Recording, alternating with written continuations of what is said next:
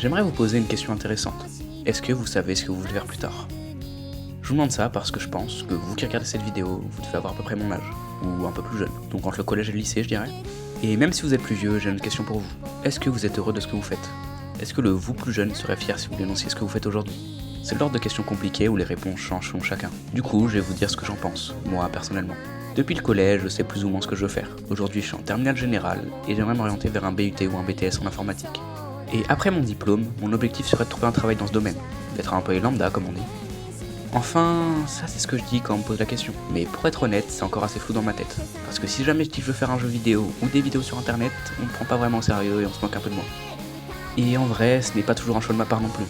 J'ai un peu l'impression d'être obligé de faire des études si je veux avoir mon appartement, une vie stable et éviter de finir à la rue. Le personnage principal du manga que je vais vous présenter pense un peu comme moi. Il s'agit de Mashiro dans Bakuman. Bakuman, c'est un manga que j'aime beaucoup et que j'ai découvert un peu par hasard dans la librairie à l'époque. Cette histoire m'a vraiment marqué, au point où je me demande encore aujourd'hui pourquoi Bakuman est-il si méconnu. Il faut savoir que Bakuman est en quelque sorte le petit frère de Death Note, sorti seulement 2 ans plus tard, mais totalement éclipsé par lui. Même Tsugumi Ohba, l'auteur des deux œuvres, ne comprend pas vraiment cette différence de popularité. On pourrait penser que c'est à cause de l'histoire exceptionnelle de Death Note, mais selon beaucoup de gens, dont moi, celle de Bakuman est encore meilleure. Dans Bakuman, on suit un adolescent, Mashiro Moritaka. Mashiro est en 4ème et se demande ce qu'il veut faire de sa vie. Depuis petit, il dessine, inspiré par son oncle Nobu, un mangaka publié chaque semaine dans le Weekly Shonen Jump. Mais malgré le talent de Mashiro en dessin, son oncle ne lui a jamais dit qu'il pouvait lui aussi devenir mangaka. Alors, il le complimentait, oui, il lui disait qu'il avait de l'avenir dans le dessin, mais jamais dans le manga. Et ce n'est que bien plus tard que Mashiro comprendra enfin pourquoi. Son oncle travaillait sans but depuis des années. Après la fin de sa série, il a tenté de se faire publier, mais sans jamais y arriver. Et un jour, à force d'essayer sans relâche, il est mort d'épuisement, une plume à la main. Pour la famille de Mashiro, il était impensable qu'il finisse mangaka. Il était impensable qu'il finisse comme son oncle. Alors Mashiro décide donc d'obtenir un diplôme et de travailler dans une entreprise, comme tout le monde. Alors oui, c'est un peu triste, mais c'est ce qu'il faut pour être considéré comme normal. Malgré tout, Mashiro passe ses cours à dessiner la fille qu'il aime dans ses cahiers. C'est Mio, une fille timide et belle de sa classe. Les journées passent et on arrive à la période d'examen. Donc tous les élèves ont droit à un après-midi de libre pour réviser. En rentrant chez lui, Mashiro s'installe. Puis il se rend compte qu'il a oublié son cahier au collège. Ce ne serait pas si grave si c'était qu'un cahier de cours. Mais l'idée que quelqu'un découvre ses dessins lui plaît pas du tout. Alors à contre-cœur, il décide d'y retourner. Une fois arrivé dans la salle, Mashiro tombe sur Takagi, un de ses camarades de classe. Takagi, c'est un peu l'intello de service, mais pas trop sérieux non plus. Donc il lui rend son cahier et lui dit qu'il a vu les dessins à l'intérieur.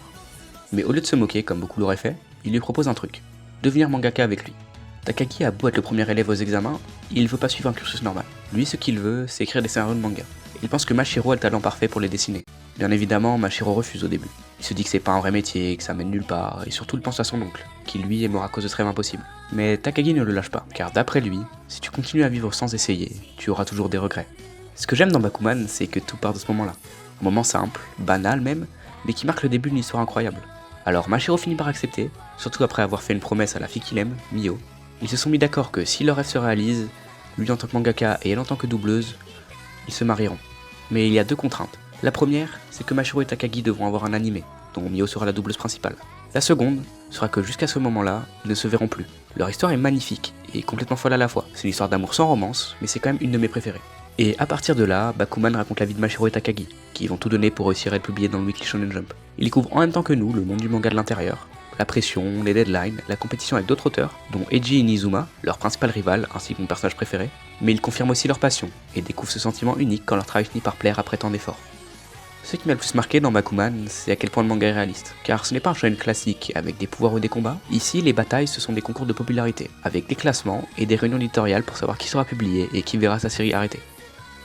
Les héros se battent avec leurs idées, leur créativité et leur volonté de prouver qu'ils peuvent réussir. Et c'est justement pour ça que Bakuman m'a autant inspiré. Parce qu'au fond, c'est une histoire sur les rêves, sur comment les réaliser, mais aussi sur la peur d'échouer qu'on ressent tous. Mashiro doute, il galère, mais il continue quand même, et d'une certaine manière, je me reconnais dans ça. On a tous un rêve un peu flou, un truc qu'on aimerait faire mais qu'on n'ose pas toujours assumer. Et même moi, avec cette chaîne, je fais juste ce que j'aime, mais pourtant, si quelqu'un que je connais m'en parle, je saurais pas comment réagir. Et Bakuman, c'est un peu un rappel de motivation, que même si le monde te dit non, ça ne veut pas dire que tu dois arrêter d'essayer.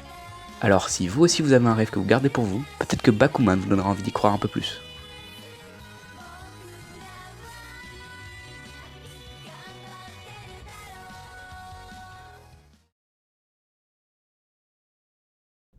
Laisse-le faire. Tous les hommes ont besoin de poursuivre un rêve. Les femmes ne peuvent pas comprendre.